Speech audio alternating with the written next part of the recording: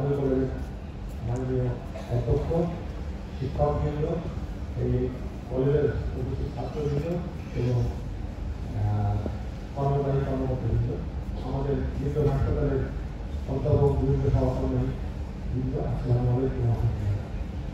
আসছে আগামী 17ই মে আমাদের বিশ্ব রক্তচাপ দিবস। এটা সারা ওয়ার্ল্ডে এটা পালিত হয়। এটার মূল প্রতিবদ্ধ বিষয় হচ্ছে যে মেজার ব্লাড প্রেশার অ্যাকুরেটলি, মানে ব্লাড প্রেশারটা সঠিকভাবে পরিমাপ করা, কন্ট্রোলি এবং এটাকে নিয়ন্ত্রণ রাখা এবং লিড লং রাখা এবং সুস্থভাবে অনেকদিন বেঁচে থাকা। এটি হচ্ছে এই বিশ্ব রক্তচাপ দিবসের মূল প্রতিবদ্ধ বিষয়। তো সেই উপলক্ষে আমরা এই ঢাকা রেজিডেন্সি মডেল ক্লাসকে বেছে নিয়েছি অ্যাওয়ারনেস প্রোগ্রাম করার জন্য। সচেতনামূলক, তাহলে এখানে স্টুডেন্ট আছে, কর্মচারী আছে, আমাদের টিচাররা আছে, আসলে বিশ্ব রক্তচাপ, এই রক্তচাপ হাই ব্লাড প্রেশার সম্পর্কে যাতে সবাই আমরা অবগত হই। আমাদের এই হাই ব্লাড প্রেশার বা হাইপারটেনশন এমন একটা রোগ যেটা নীরব ঘাতক। আমরা অনেকেই জানি না, আমাদের অনেকের ব্লাড প্রেশার বেশি হয়ে আছে, কিন্তু অনেকে জানি না। এই জন্য এখানে যদি আইডেন্টিফাই করা যায়, আগে থেকে বোঝা যায়, তাহলে এটা যে সমস্ত অর্গান ড্যামেজ করে সেগুলোকে রক্ষা পাওয়া যাবে। সেই মেইন কোন কোন অর্গানকে ড্যামেজ করে, আমাদের ব্রেনকে করে, চোখ করে, হার্টকে করে, কিডনিকে করে, রক্তনালী করে, এগুলোকে ড্যামেজ করে ফেলে, কিন্তু আমরা এটা বুঝতে পারি। যদি আমরা আগে থেকেই সঠিকভাবে মাপতে পারি এবং এটা নিয়ন্ত্রণ করতে পারি, তাহলে আমরা এই বিশ্ব এই হাইপারটেনশন থেকে যে সমস্ত কমপ্লিকেশন হয় সেখানে আমরা ফেলে ফেলি।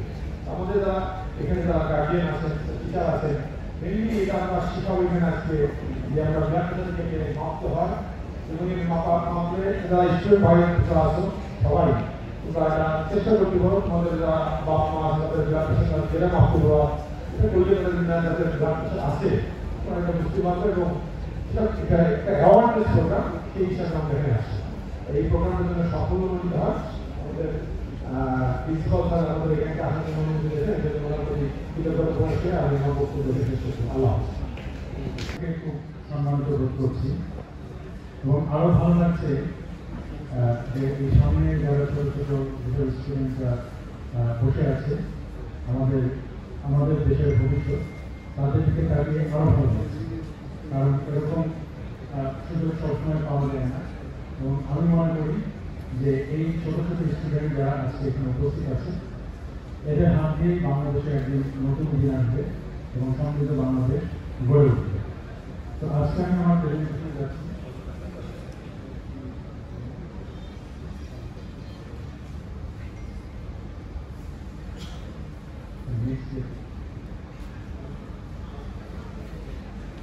যে উচ্চ রক্তচাপ, আমরা জানি আমাদের স্বাভাবিকভাবে আমাদের শরীরের ভিতরে রক্তের একটা চাপ সবসময় থাকে এবং সেটা আমাদের শরীরের যে স্বাভাবিক কাজ সেটার জন্য প্রয়োজন। কিন্তু কখনো যদি এই রক্তচাপটি স্বাভাবিকের চেয়ে বেশি হয়ে যায় এবং সেটা যদি সবসময় স্বাভাবিকের চেয়ে বেশি অবস্থান করে, তাহলে সেটাকে আমরা উচ্চ রক্তচাপ বলি। এখন আমরা দেখি যে আসলে স্বাভাবিক রক্তচাপ কোনটা। স্বাভাবিক রক্তচাপ হচ্ছে, আমরা রক্তচাপকে দুটো ভাগে ভাগ করি, একটা হচ্ছে সিস্টোলিক ব্লাড প্রেশার আর হচ্ছে ডায়াস্টোলিক ব্লাড প্রেশার। অর্থাৎ উপরে যে রক্তচাপটা থাকে সেটাকে আমরা সিস্টোলিক ব্লাড প্রেশার বলি, আর নিচের দিকে যে রক্তচাপটা থাকে সেটাকে আমরা ডায়াস্টোলিক রক্তচাপ বলি। তো স্বাভাবিকভাবে 120 উপরে এবং নিচে 80, এটা হচ্ছে স্বাভাবিক রক্তচাপ। এর উপরে যখন আসে আমরা দেখতে পাচ্ছি যে elevated blood pressure, stage 1 hypertension এবং স্টেজ 2 হাইপারটেনশন। আপনাদের জন্য এই ভাগগুলো মনে রাখা কঠিন। স্বাভাবিকভাবে মনে রাখবেন নিচের দিকে 120, 80 এবং উপরের দিকে 140 এবং 90। অর্থাৎ 140 এবং 90 হলে অবশ্যই আমাদেরকে উচ্চ রক্তচাপের যে নিয়ম কানুনগুলো সেগুলো মেনে চলতে হবে, প্রয়োজনে ওষুধ খেতে হবে এবং এর মাঝামাঝি থাকলে আমাদেরকে সতর্ক হতে হবে এবং ডাক্তার যদি কোনো রকমভাবে আপনাদের ওষুধ খাওয়ার পরামর্শ দেয় তাহলে ওষুধ খেতে হবে। এখন দেখা যাক যে আসলে উচ্চ রক্তচাপের লক্ষণগুলো কি কি। উচ্চ রক্তচাপ এটা এরকম হতে পারে যে উচ্চ রক্তচাপের কোনো লক্ষণ নাও থাকতে পারে এবং অধিকাংশ ক্ষেত্রে কিন্তু এই ব্যাপারটাই ঘটে যে আমাদের শরীরে, একটা মানুষের শরীরে দেখা যাচ্ছে যে কাছে রক্তচাপ স্বাভাবিকের চেয়ে বেশি, কিন্তু সেই ব্যক্তিটা উচ্চ রক্তচাপের যে লক্ষণ সেটা বুঝতে পারে না, এবং বুঝতে পারে না দেখেই ডাক্তারের কাছে তারা যায় না, বা এর জন্য যেসব প্রয়োজনীয় ব্যবস্থা গ্রহণ করা সেগুলো করে না, এবং আমাদের শরীরের ভিতরে যে ক্ষতি সেই ক্ষতিটা নীরবে করতে থাকে, এবং তার জন্যই এই উচ্চ রক্তচাপকে বলা হয়ে থাকে নীরব ঘাতক। তো এই অধিকাংশ মানুষ কোনো সিমটম ছাড়াই থাকতে পারে, তবে কারো কারো ক্ষেত্রে ঘাড়ে ব্যথা, মাথা ব্যথা, দৃষ্টি ঝাপসা হয়ে আসা, মাথা ঝিমঝিম করা, এই ধরনের কিছু লক্ষণ দেখা দিতে পারে। এখন দেখা যাক যে এই উচ্চ রক্তচাপ এটা কয় ধরনের। অধিকাংশ ক্ষেত্রে উচ্চ রক্তচাপকে যদি আমরা দুই ভাগে ভাগ করি, একটা হচ্ছে এসেনশিয়াল হাইপারটেনশন আর একটা হচ্ছে সেকেন্ডারি হাইপারটেনশন।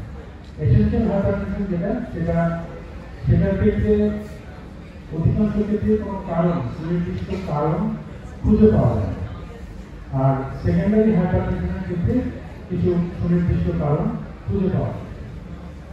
কিন্তু যাদের উচ্চ রক্তচাপ হয়, যাদের এসেনশিয়াল হাইপারটেনশন হয়, এই অধিকাংশ মানুষদের ক্ষেত্রে কোনো কারণ খুঁজে না পাওয়া গেলেও কিছু কিছু রিস্ক ফ্যাক্টর, অর্থাৎ বলা যেতে পারে যে ফ্যাক্টরগুলো প্রাধান্য থাকলে বা অতিরিক্ত বেশি থাকলে তাদের উচ্চ রক্তচাপ হওয়ার একটা প্রবণতা থাকে।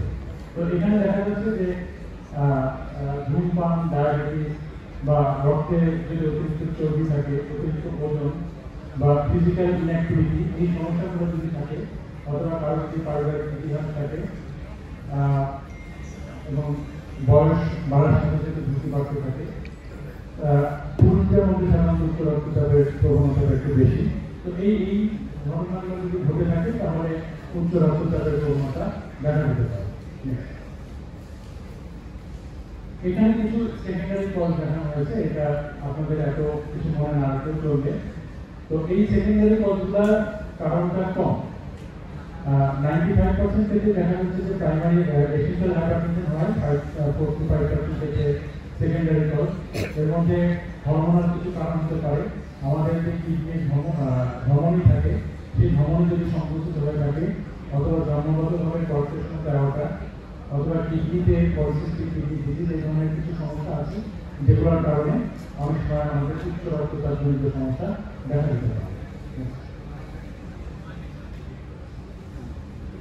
এই কথাটা আগে অলরেডি বলে ফেলেছি যে তাদের ক্ষেত্রে উচ্চ রক্তচাপ অর্থাৎ এসেনশিয়াল হাইপারটেনশন হওয়ার প্রবণতা তাদের ক্ষেত্রে বেশি, যাদের বয়স বেশি, 40-এর উপরে উঠলে, অথবা যারা ধূমপান করেন, যাদের ওজন একটু বেশি, যারা শারীরিকভাবে একটু নিষ্ক্রিয় থাকে তাদের মধ্যে, অথবা যাদের বহন হওয়ার প্রবণতাটা বেশি, পারিবারিক ইতিহাস আছে, এই ধরনের সমস্যা যাদের মধ্যে থাকে তাদের উচ্চ রক্তচাপ হওয়ার প্রবণতাটা বেশি থাকে।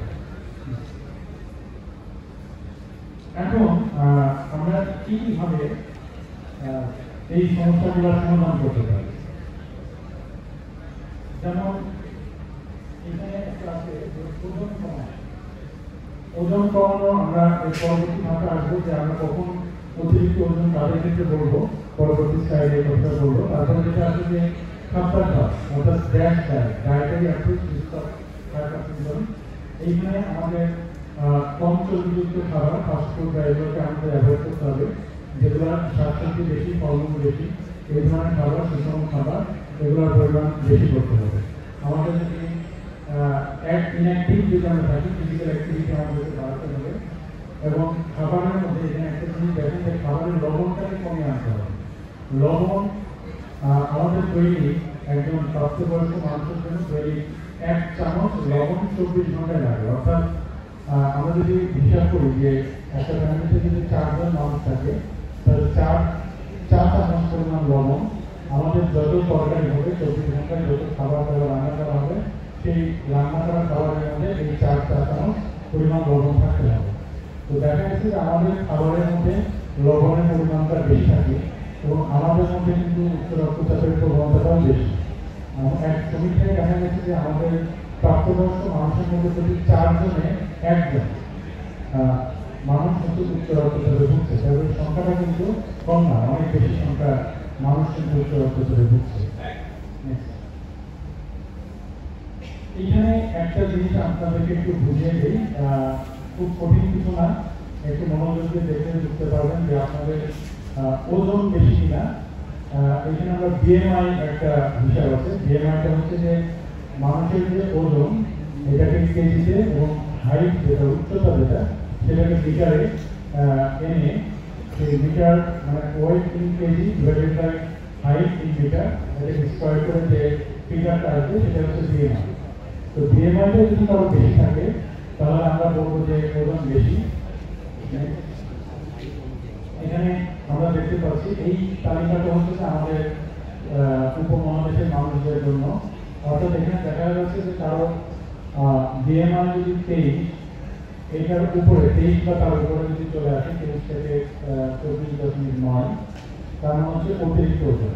23-এর নিচে থাকতে হবে আমাদের স্বাভাবিক ওজনটাকে, আর এর উপরে 23-এর উপরে অতিরিক্ত ওজন, এবং 25-এর উপরে চলে গেলে 25 বা তার উপরে গেলে এটাকে আমরা অবেসিটি বলে থাকি। নেক্সট তার আগে একটা কথা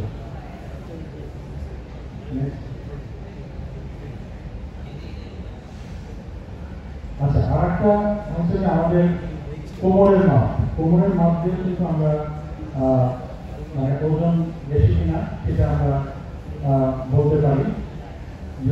তো এইখানে কোমরের মাপটা যদি পুরুষের ক্ষেত্রে 35 ইঞ্চি এবং মহিলাদের ক্ষেত্রে যদি 32 ইঞ্চি এর বেশি হয় তাহলে কিন্তু দেখা যাচ্ছে তাদের সেন্ট্রাল অবেসিটি বা কোমরের যে স্থিতি যেটা সেটা, এবং এটাও কিন্তু একটা অবেসিটির একটা ইন্ডিকেটর। আচ্ছা, এখন আমরা যে উচ্চ রক্তচাপ আমরা মাপবো আমাদের যে যেটা বুঝতে পারি বা আমাদের স্বাভাবিকভাবে আসলে, কিন্তু আমরা যদি দেখি যে কারো উচ্চ রক্তচাপ হয়ে গেছে তাহলে তারা কোথায় কোথায় এই রক্তচাপ মাপতে পারে। একটা হচ্ছে ডাক্তারের চেম্বারে, আর একটা হচ্ছে যে তারা নিজেরা বাসায় প্রেশার মাপতে পারে, এবং আমরা কখনো কখনো অ্যাম্বুলেন্স অর্থাৎ ব্লাড প্রেশার মেশিনটাই লাগিয়ে দিই এবং 24 ঘন্টা এই ব্লাড প্রেশারটা রেকর্ড হতে থাকে এবং সেটাকে অ্যাম্বুলেন্স ব্লাড প্রেশার রেকর্ডিং বলা হয়। তো আমরা এই তিনটা অবস্থায় আসলে রক্তচাপ মাপতে পারি। নেক্সট, এখানে কিছু উচ্চ রক্তচাপের মাপার মেশিনগুলো, সবচেয়ে কমনলি যে মেশিনটা ব্যবহার করার উপরে বাম দিকে যে মেশিনটা দেখতে পাচ্ছেন সেটা সবচেয়ে বেশি ব্যবহার করা হয়। এখানে আর একটা হচ্ছে মার্কারি মেশিন, নিচে ডান দিকে যেটা সেটা হলো ডিজিটাল ব্লাড প্রেশার মেশিন, আর অ্যাম্বুলেন্স ব্লাড প্রেশার মেশিন যেটা এই যে নিচের দিকে বাম দিকে, এটা মানুষের মানে মানুষের সাথে লাগিয়ে দেওয়া হয় এটা দেখতে হবে, এবং সে এটা নিয়ে ঘুরতে থাকে এবং 24 ঘন্টা তার ব্লাড প্রেশার কিছুক্ষণ পর পর রেকর্ড করা হয়। এখানে আমরা আরেকটা এরপর একটা ভিডিও দেখবো, এই ভিডিওতে আমরা কিভাবে উচ্চ রক্তচাপ সঠিকভাবে মাপা হয় এবং মাপার সময় ডাক্তার কি করবেন এবং যে ব্যক্তি তিনি কিভাবে অবস্থান করবেন সেগুলো আছে ভিডিওতে আরো বিস্তারিতভাবে দেখানো হবে। এখন এই যে এই কথাগুলো আমরা বললাম যে উচ্চ রক্তচাপ নিয়ে এত কথা, কারণ হচ্ছে উচ্চ রক্তচাপ কিন্তু একটা নীরব ঘাতক। আমরা যদি সতর্ক না হই তাহলে দেখা যাচ্ছে যে আমাদের এই অনিয়ন্ত্রিত উচ্চ রক্তচাপ আমাদের হার্ট অ্যাটাকের ঝুঁকি, স্ট্রোকের ঝুঁকি এগুলো বাড়িয়ে দেয়, এবং কখনো কখনো আমাদের কিডনি বিকল হতে পারে, চোখের সমস্যা হতে পারে। তো এই নানান সমস্যা, অর্থাৎ এই যে অর্গানগুলোর কথা বলা হলো আমাদের শরীরে, এই প্রত্যেকটা অর্গান কিন্তু গুরুত্বপূর্ণ আমাদের স্বাভাবিক কাজকর্মের জন্য। এই প্রতিটি অর্গান গুরুত্বপূর্ণ, এবং এই কোনো একটি অর্গান যদি আমাদের নষ্ট হয়ে যায় রক্তচাপের জন্য তাহলে কিন্তু আমাদের স্বাভাবিক জীবনযাত্রা ব্যাহত হবে। তাহলে আমরা এই উচ্চ রক্তচাপকে কিভাবে নিয়ন্ত্রণ করতে পারি? এক হচ্ছে যে নন ফার্মাকোলজিক্যাল, আমরা যদি যেটা বললাম যে 120 থেকে যে 140 উপরেটা এবং 90 পর্যন্ত নিচেটা 80 এবং 90, এই যে সীমারেখা, এই সীমারেখার মধ্যে কিন্তু আমরা সতর্ক হবো, এবং তখন থেকে আমরা এই নন ফার্মাকোলজিক্যাল যে মিটারগুলো, অর্থাৎ আমাদের ওজন নিয়ন্ত্রণ রাখা, সপ্তাহ ঘন্টায় পরিবর্তন আনা, এবং আমাদের যে দৈনন্দিন এক্সারসাইজ করা, এইগুলোর মাধ্যমে আমরা আমাদের উচ্চ রক্তচাপকে নিয়ন্ত্রণে রাখার চেষ্টা করি। এরপরও যদি আমাদের উচ্চ রক্তচাপ নিয়ন্ত্রণে না রাখে তাহলে আমরা ডাক্তারের পরামর্শ অনুযায়ী আমরা ওষুধপত্র খাবো। তো এখন এখানে একটা প্রশ্ন আমাদের এই লিফলেট যেটা আছে সেগুলোর মধ্যে এই প্রশ্নগুলো আছে। আমরা উচ্চ রক্তচাপ হলে একটা সাধারণ প্রশ্ন, উচ্চ রক্তচাপ হলে কি ওষুধ খেতে হবে না? উচ্চ রক্তচাপ হলে ডাক্তার যদি আপনাদেরকে অ্যাডভাইস করে তাহলে ওষুধ খেতে হবে এবং ওষুধ খেয়ে আপনাকে রক্তচাপটাকে নিয়ন্ত্রণে রাখতে হবে। মূল কথা হচ্ছে আপনাকে রক্তচাপ নিয়ন্ত্রণে রাখতে হবে, সেটা ওষুধ খেয়ে হোক, জীবনযাত্রার পরিবর্তন অথবা খাদ্যাভ্যাসের পরিবর্তন বা আমাদের যে বদভ্যাসগুলো আছে সেগুলো ত্যাগ করে যেভাবে হোক আমাদের এই উচ্চ রক্তচাপটাকে স্বাভাবিকভাবে আনতে হবে। আর একটা হচ্ছে যে অনেকে আছে যে মানে বুঝতে পারে যে তার প্রেশার বেড়ে গেল, আবার তখন ওষুধ খায় তারপর আবার বন্ধ করে দেয়। এইটা মোটেও ঠিক না। এটা উনি নিয়মিতভাবে ওষুধ খাবেন এবং উচ্চ রক্তচাপকে নিয়ন্ত্রণে রাখবেন। তারপরে হচ্ছে যে তেঁতুল বা টক খেলে উচ্চ রক্তচাপ অনেকে আছে যে প্রেশার বেড়ে গেলে তেঁতুল খায়, টক খায়, সেই প্রেশারটাকে নিয়ন্ত্রণে রাখার চেষ্টা করে। আসলে এটা বৈজ্ঞানিকভাবে কোনো প্রমাণিত না। আপনার যদি উচ্চ রক্তচাপের সমস্যা থাকে তাহলে আপনি ওষুধ খাবেন। এরপরে কাঁচা লবণ আমরা যদি বিশেষ করে অনেকে ভেজে খাই, হ্যাঁ তাওয়াতে ভেজে তারপরে খান। লবণ কাঁচা অবস্থায় খান, ভেজে খান, তরকারিতে খান, যেখানে খান, এটা সোডিয়াম ক্লোরাইড, এটা আপনার জন্য অতিরিক্ত লবণ অবশ্যই করতে পারে, কিন্তু লবণ কিন্তু আমাদের শরীরের জন্য আবার প্রয়োজন। এরপর হচ্ছে যে ভাজা পোড়া খাবার খেলে উচ্চ রক্তচাপ বা দীর্ঘায়ুর সমস্যা হতে পারে না? হ্যাঁ, হতে পারে। ভাজা পোড়া খাবারের মধ্যে লবণের পরিমাণ বেশি থাকে, ট্রান্সফ্যাট থাকে, তো যেগুলো আমাদের স্বাস্থ্যের জন্য অনেক সময় ক্ষতির কারণ হয়ে দাঁড়ায়। এরপর হচ্ছে যে বেশি বেশি ফলমূল শাকসবজি খেলে কি উচ্চ রক্তচাপ নিয়ন্ত্রণে আসে? হ্যাঁ, বেশি বেশি ফলমূল এটা আমাদের স্বাস্থ্যের জন্য ভালো। এবং ফলমূলের মধ্যে যেটা থাকে সেটা হচ্ছে যে পটাশিয়াম থাকে, যেটা আমাদের রক্তচাপকে নিয়ন্ত্রণে রাখতে সাহায্য করে। তো এবারে আমাদের যে উচ্চ রক্তচাপ যেটা সারা বিশ্বব্যাপী আমাদের পালিত হচ্ছে, বাংলাদেশেও পালিত হচ্ছে। আমাদের সারা বাংলাদেশ ব্যাপী এই যে জাতীয় হৃদরোগ ইনস্টিটিউট আমাদের ঢাকাতে আমাদের প্রতিষ্ঠানে এবং আমাদের বাংলাদেশ কার্ডিয়াক সোসাইটি সারা বাংলাদেশে এই দিনটাকে বেশ আড়ম্বরপূর্ণভাবে পালন করে যাচ্ছি আমরা সপ্তাহব্যাপী। এবং 17 তারিখে এটা হচ্ছে ওয়ার্ল্ড হাইপারটেনশন ডে। এবারের মূল প্রতিপাদ্য বিষয় হচ্ছে measure your blood pressure accurately, control it and live longer। অর্থাৎ আপনি আপনার রক্তচাপ বাসাতেই মাপবেন এবং সঠিকভাবে সেটাকে পরিমাপ করবেন এবং যদি এটা উচ্চ রক্তচাপ স্বাভাবিকের চেয়ে বেশি থাকে তাহলে তাকে নিয়ন্ত্রণে রাখবেন এবং এই নিয়ন্ত্রণে রাখার মাধ্যমে আপনি সুস্থ থাকবেন এবং সুস্থ থাকার মাধ্যমে আপনি দীর্ঘ জীবন লাভ করবেন। নেক্সট, তো এই ছিল আমাদের আজকের উপস্থাপনা। ধন্যবাদ সবাইকে।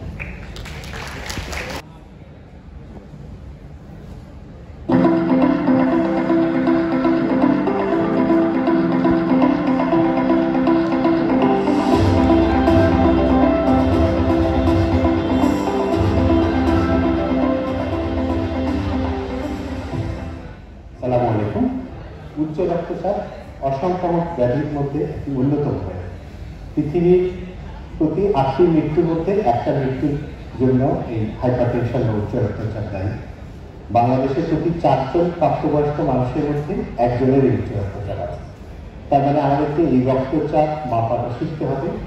হাসপাতালে কিভাবে করবো, বাড়িতে কিভাবে করবো, অফিসে কিভাবে করবো, এই উচ্চ রক্তচাপ মাপাটা আমাদেরকে শিখতে হবে। এই রক্তচাপ মাপার জন্য আমরা যে মেশিনগুলো ব্যবহার করি, বাজারে ৩ ধরনের মেশিন পাওয়া যায়। এক ধরনের মেশিন মার্কারি ব্যবহার করে করা হয়, এটা এখন সাধারণত খুব কম ব্যবহার করা হয়। দ্বিতীয় যে মেশিনটা আছে সেটা হচ্ছে স্পিক্রোম্যাগনেটিক। এটা আপনারা সচরাচর হাসপাতাল বা বিভিন্ন ডাক্তারের চেম্বারে দেখতে পাবেন। এই মেশিনগুলো ব্যবহার করা হয়, এই মেশিনের মাধ্যমে রক্তচাপ মাপা হয়। এখন মোটামুটি অধিকাংশ ক্ষেত্রে আমরা এই মেশিনটা ব্যবহার করি। তৃতীয় যে মেশিনটা ব্যবহার করা হয় সেই মেশিনটা হচ্ছে সাধারণত সাধারণ মানুষের ব্যবহার করার জন্য একটা ব্লাড প্রেশার মেশিন। এটা অসিলোমেট্রিক মেশিন বলা হয়, কিন্তু আমরা এটাকে ডিজিটাল মেশিন ব্যবহার করি। এটাতে সুবিধা হচ্ছে এই মেশিনে ব্লাড প্রেশার মাপার জন্য কোনো রকম স্টেথোস্কোপ দরকার হয় না, কিন্তু বাকি যে দুটো মেশিন আছে সেই দুটো মেশিন দিয়ে প্রেশার মাপার জন্য, রক্তচাপ মাপার জন্য একটা স্টেথোস্কোপ, এরকম একটা স্টেথোস্কোপের আপনার দরকার হবে। এখন আমরা এই রক্তচাপ কিভাবে মাপ? আমাদের রক্তচাপ অনেকগুলো জিনিসের উপর নির্ভর করে, যেমন আমাদের খাবার দাবারের উপর নির্ভর করে, পানাহারের উপর নির্ভর করে, কেউ যদি ধূমপান করেন সেটার উপর নির্ভর করে, মানসিক এবং শারীরিক স্ট্রেস যেটা আছে সেটার উপর নির্ভর করে। তার মানে একটা আইডিয়াল, একটা আদর্শ পরিবেশে আমি কীভাবে রক্তচাপ মাপবো সেটা জানতে হবে। যেমন কোনো মানুষ যদি খাওয়া দাওয়া করেন অথবা ধূমপান করেন অথবা চা কফি খান, তাহলে 30 মিনিটের মধ্যে যদি রক্তচাপ মাপেন সেটা স্বাভাবিক যে রক্তচাপ তার চেয়ে বেশি হবে। তার মানে রক্তচাপ মাপার আগে আমাকে জানতে হবে যে ওই ব্যক্তি গত 30 মিনিটের মধ্যে কোনো রকম খাবার দাবার খেয়েছেন কিনা, চা পান করেছেন কিনা, কফি পান করেছেন কিনা, ধূমপান করেছেন কিনা।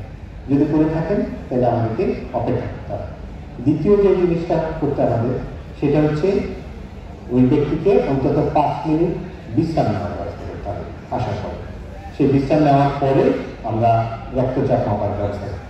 রক্তচাপ মাপার জন্য যে মেশিনগুলো ব্যবহার করে, আমি যেটা সাধারণ মেশিন দিয়ে সবসময় ব্যবহার করি সেই মেশিনটা আমরা দেখানোর চেষ্টা করি। রক্তচাপ মাপার জন্য রোগীকে একটা চেয়ার টেবিলে বসাতে হবে। যদি রোগী খুব অসুস্থ না হয় আমরা চেষ্টা করব চেয়ার টেবিলে বসিয়ে এই রক্তচাপ মাপার জন্য। চেয়ারে বসার সময় যেটা করতে হবে, রোগীর পিঠটা যেন চেয়ারের পিঠের সাথে লাগানো থাকে, একটা সাপোর্ট থাকে, সেটা ব্যবস্থা করতে হবে। দুটা পা যেন মেঝেতে থাকে, পাশাপাশি থাকে, সেভাবে রাখতে হবে। এভাবে ক্রস করে রাখতে হবে না, পাশাপাশি রাখতে হবে। তৃতীয় যে জিনিসটা করতে হবে, রোগীর হাত টেবিলে উপর রাখতে হবে।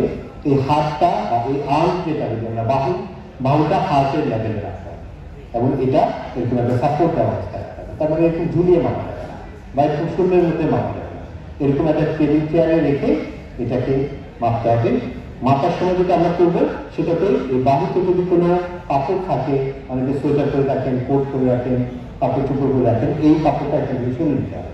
অনেক সময় আমরা যেটা করি যে লং স্লিভ শার্ট, যদি ফুল হাতা শার্ট থাকে, এটা একটু ভাঁজ করে এখানে নিয়ে আসি, এটা এখানে একটা বাঁধের মতো দেখে, সেটা করবে না। সেটা করলেও আপনার রক্তচাপটা সঠিকভাবে পরিমাপ করা হবে। তৃতীয় যে জিনিসটা করতে হবে সেটা হচ্ছে সঠিক যে প্রেশার মেশিন সেটা নিতে হবে। এটাকে আমরা ব্লাড প্রেশার মাপার জন্য কাপ বলি অথবা রিভারাপি কাপ বলি সাইন্টিফিক ল্যাঙ্গুয়েজে। এই কাপটা বাজারে যেটা পাওয়া যায় সেটা সাধারণত একজন প্রাপ্তবয়স্ক মানুষের রক্তচাপ মাপার জন্য সঠিক কাপ হয়ে থাকে। এটা দিয়ে আপনি বাচ্চাদের ক্ষেত্রে মাপতে পারবেন না, অথবা যারা খুব বেশি ওবেস, স্থূলকায়, তাদের ক্ষেত্রে মাপতে পারবেন না। তাদের জন্য আলাদা মাপের এই ব্লাড প্রেশার কাপটা নিতে হবে। এটা বাজারে বিভিন্ন সাইজে পাওয়া যায়, বাচ্চাদের জন্য পাওয়া যায়, যারা খুব বেশি ওবেস তাদের জন্য পাওয়া যায়। আর আমরা সাধারণত যেটা পাই সেটা হচ্ছে এরকম একটা সাধারণ মানুষের রক্তচাপ মাপার জন্য। এই রক্তচাপের এই কাপটা যেটা আছে সেটা আমরা এই বাহুতে মাপবো। বাহুতে এখানে র্যাপ করার চেষ্টা করবো, এভাবে বাঁধার চেষ্টা করবো। এই বাঁধার সময় খেয়াল করতে হবে যেন খুব হালকাভাবে না হয়, লুজ না হয়, আবার খুব টাইট করে বাঁধা যায় না। এবং এই কাপটার নিচের বর্ডারটা হচ্ছে এই যে এখানে যে দাগটা আছে, 15 মিটারের যে দাগটা আছে তার থেকে কমপক্ষে 1 ইঞ্চি উপরে বা 2 থেকে 3 সেন্টিমিটার উপরে রাখতে হবে।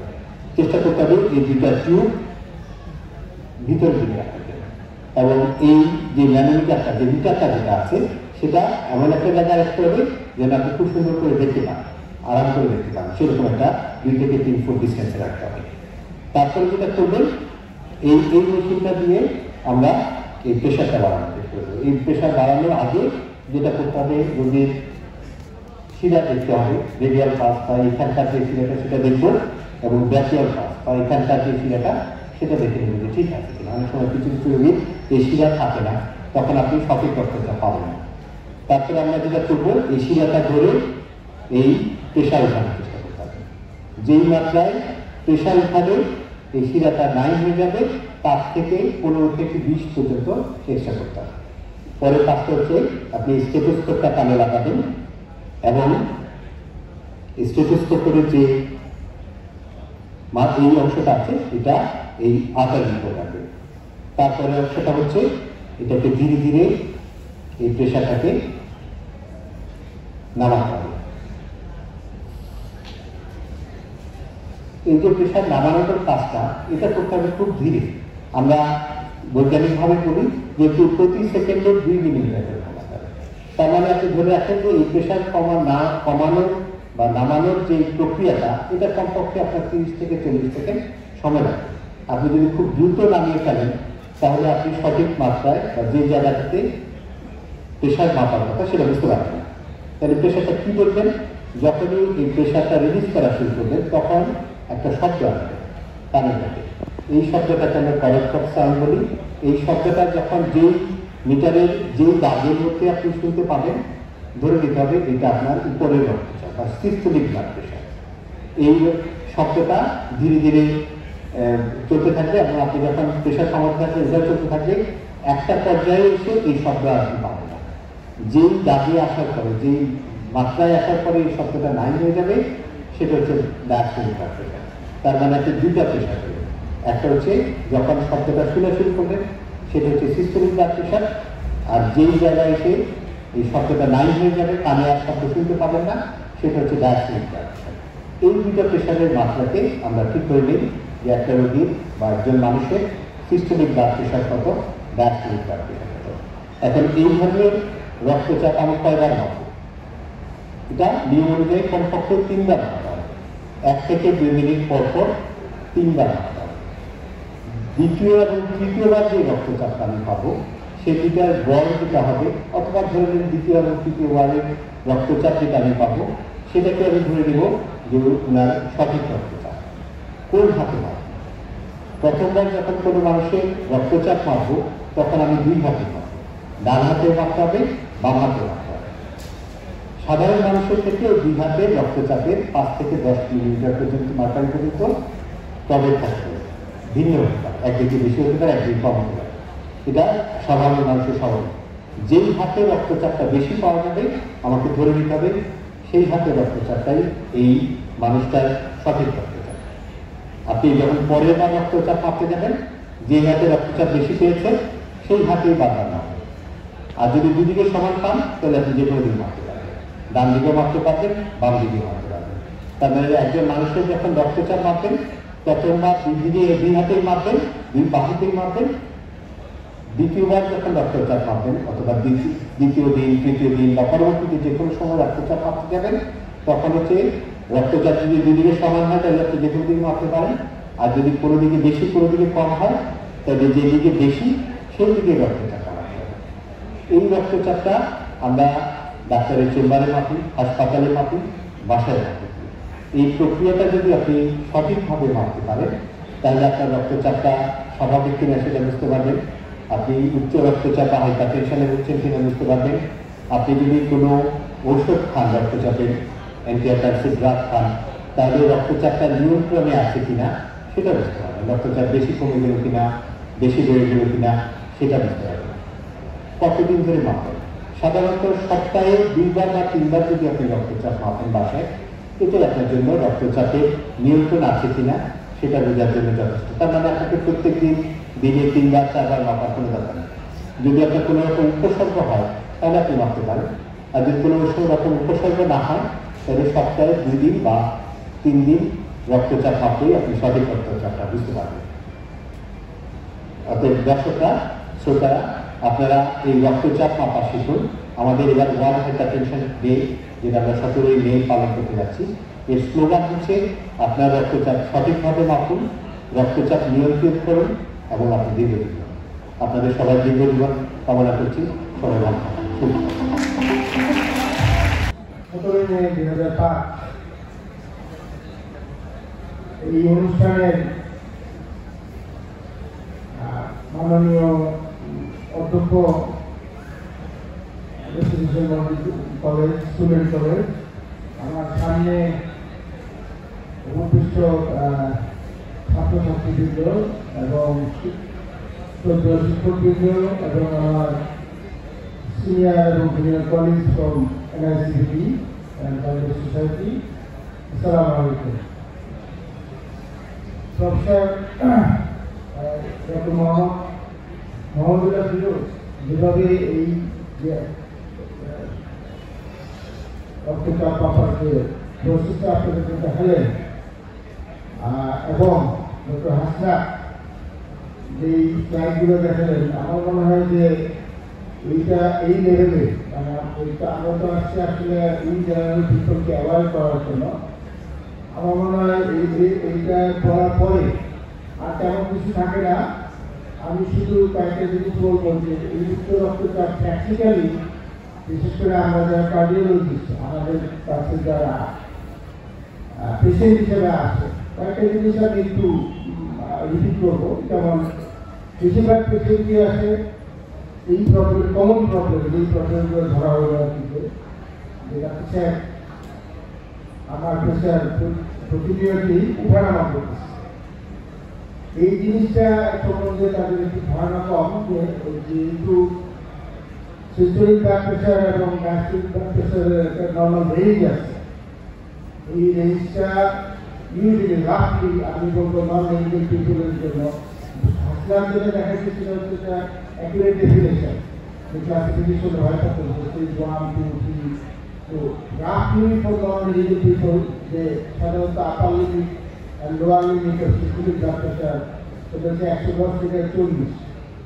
140-140-এর মধ্যে 110, 12, 15 যাই আসুক না কেন এটা আমরা নর্মাল হিসেবে ধরি।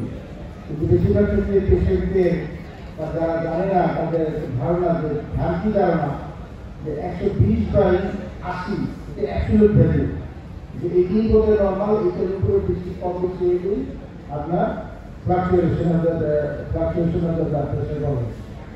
এটা আসলে আমি বলবো যে এটা কাউন্সিলিংয়ের মাধ্যমে পেশেন্টকে বোঝানো, অ্যাওয়ারনেস ডেভেলপ করা যে আসলে এটা ওরকম কোনো সমস্যা না। আরেকটা জিনিস যেটা ডক্টর মাহমুদুল্লাহ ফিরোজ বললেন যেটা যে ওই কতদিন পর প্রেশার মাপবো, এটা প্র্যাকটিক্যাল এক্সপিরিয়েন্স আমাদের যে দেখা গেছে এই ডিজিটাল ব্লাড প্রেশার মেশিন আসার পরে বিশেষ করে করোনা আসার পরে দেখা গেছে যে মেশিন আছে সকালে বিকালে দুপুরে রাত্রে সবসময় আসলে এটা আইডিয়া না।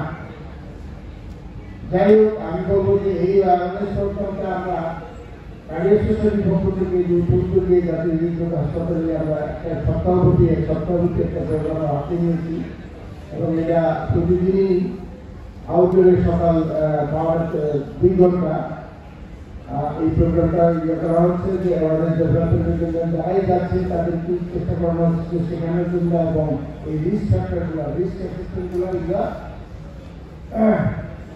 বলার জন্য, যাতে করে ভবিষ্যতে এই যে ডক্টর হাসনাত বলল যে silent killer hypertension silent killer আসলে এটা ম্যাক্সিমাম ক্ষেত্রেই দেখা যায় যে আননোটিস হয়ে যায়।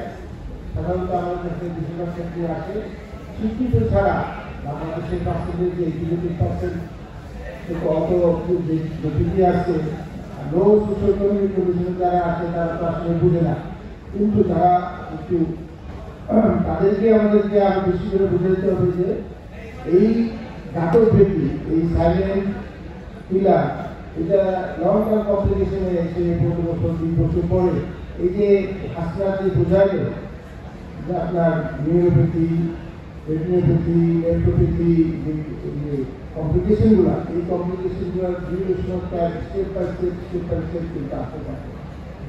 কিছু আছে 2-3 বছর পরে, কিছু আছে 5-6 বছর পরে, কিছু 10-15 বছর পরে। তো এই অ্যাওয়ারনেস প্রোগ্রামের মাধ্যমে যদি আমরা তাদেরকে সচেতন করতে পারি যে আপনি যদি সঠিকভাবে ব্লাড প্রেশার নিয়ন্ত্রণ রাখার জন্য অ্যাপ্রোপ্রিয়েট মেজার নেন, তাহলে হয়তো ভবিষ্যতে যে great complication like stroke, acute kidney failure, CKD এগুলা আমরা স্ট্রোক, ব্লাইন্ডনেস এগুলো আমরা প্রিভেন্ট করতে পারবো। সেই লক্ষ্যেই আসলে আমরা এই প্রোগ্রামটা হাতে নিয়েছি যে এইবারে প্রতিবাদী বিষয়গুলো এবং সারা বাংলাদেশে যত বড় বড় মেডিকেল কলেজগুলো আছেন সবগুলো মেডিকেল কলেজে যারা কার্ডিওলজি ডিপার্টমেন্ট তারা সবাই এই জিনিসটা পালন করতেছে। এবং আমি এই যে লিস্টেটটা যেটা কষ্ট করে আমাদের সোসাইটি থেকে তৈরি করে যারা এটা তৈরি করেছে ডাক্তার এবং যারা অ্যাসোসিয়েট অর্গানাইজার, আমি তাদেরকে ধন্যবাদ দেবো যে এইটা যদি আরও ব্রড আকারে সারা বাংলাদেশে যদি এই বিষয়টা ছড়িয়ে দেওয়া যায় তাহলে এটা অনেক কার্যকরী একটা বিষয়। সেখানে আপনার করণীয় এবং কিছু ফ্যাক্টর আছে সেগুলা আপনার ডিটেলস বাংলায় একদম সাদা মাটা ভাবে বুঝাই দেওয়া হয়েছে। আমি সময় নষ্ট করবো না, আমি এইখানকার যারা স্টুডেন্টের শিক্ষক সহ সবাই যারা বক্তব্য দিচ্ছেন, আশা করি আমাদের এই প্রচেষ্টাটা আপনারা যদি ঠিকমতো করতে পারেন তাহলেই সফল হবে। ধন্যবাদ। যারা ধৈর্য ধরে আমাদের এই প্রোগ্রামটা শুনে ধরে সবাইকে ধন্যবাদ আমাদের সাথে থাকার জন্য। আপনারা এই মধ্যে শুনেছেন যে ওয়ার্ল্ড হাইপারটেনশন ডে উপলক্ষে আমাদের এই প্রোগ্রাম, আপনাদেরকে সচেতন করার জন্য আমাদের এই সচেতনতা তৈরি করার জন্য আমরা সাধারণত আমাদের রোগীদেরকে বলি, রোগীদের অ্যাটেন্ডেন্সকে বলি, কিন্তু সাধারণ মানুষ যারা আছে তাদের সাথে আমাদের এই যোগাযোগটা কম, সেই জন্য এখানে আমাদের দুই ধরনের লোকের সাথে বা দুই ধরনের মানুষের সাথে আমাদের সাথে একজন হচ্ছেন আমাদের যারা শিক্ষক আছেন তাদের সাথে। কারণ আমরা জানি যে সমাজের শিক্ষক যারা আছেন তারা যা বলেন বাকিরা সব শুনে, মসজিদের ইমাম শিক্ষক এরা যা বলেন সবাই খুব যত্ন করে সেই কথাগুলো শুনে এবং সেই কথা অনুযায়ী চলে। তার মানে আমাদের এই শিক্ষক যারা আছেন তাদেরকে যদি আমরা বোঝাতে পারি যে উচ্চ রক্তচাপ সম্পর্কে, পরিমাপ করার সম্পর্কে, নিয়ন্ত্রণ করার সম্পর্কে এবং এটার কী কী জটিলতা হতে পারে, তাহলে আমরা অনেক কিছু। আর যারা আপনার সামনে বসে আছেন, যারা মনে করছেন যে আমাদের এখনো ব্লাড প্রেশারের বয়স হয়নি, তারাও আমাদের কাছে। কারণ কি আপনারা এই মধ্যে শুনেছেন যে বাংলাদেশে সারা পৃথিবীতে যারা প্রাপ্তবয়স্ক মানে 18 বছর ক্লাস করার পরে প্রতি 4 জনের মধ্যে 1 জনের উচ্চ রক্তচাপ। যারা সারা পৃথিবীতে মারা যাচ্ছে, এই পৃথিবীতে মৃত্যুর প্রতি 8টা মৃত্যুর মধ্যে 1টা মৃত্যু এই উচ্চ রক্তচাপ হাইপারটেনশনের জটিলতার জন্য। তার মানে আপনারা যখন সিনিয়র হবেন, আপনাদের বয়স হবে, আপনারা এখানে যারা আছেন তাদের প্রতি 4 জনের মধ্যে 1 জনের উচ্চ রক্তচাপ হবে এবং প্রতি 8 জনের এর মধ্যে 1 জনের মৃত্যু হবে এই উচ্চ রক্তচাপ জনিত জটিলতা। তাহলে আপনি কি করবেন? কেন আমরা এটা সম্পর্কে অবিসংভাবে একটা জিনিস সম্পর্কে আমাদের জানতে হবে এই জন্য যে আপনি উচ্চ রক্তচাপ বা রক্তচাপ কিভাবে মাপেন সেটা যদি জানেন, আপনি হাইপারটেনশনটাকে খুব তাড়াতাড়ি শনাক্ত করতে পারবেন, এটাকে নিয়ন্ত্রণ করতে পারবেন, আপনি দীর্ঘায়ু লাভ করবেন। এটা আপনার ক্ষেত্রে যেমন প্রযোজ্য, আপনার বাবা মা, আপনার আত্মীয় স্বজন যারা পরিবারের উচ্চ রক্তচাপে ভুগছেন তাদের ক্ষেত্রে।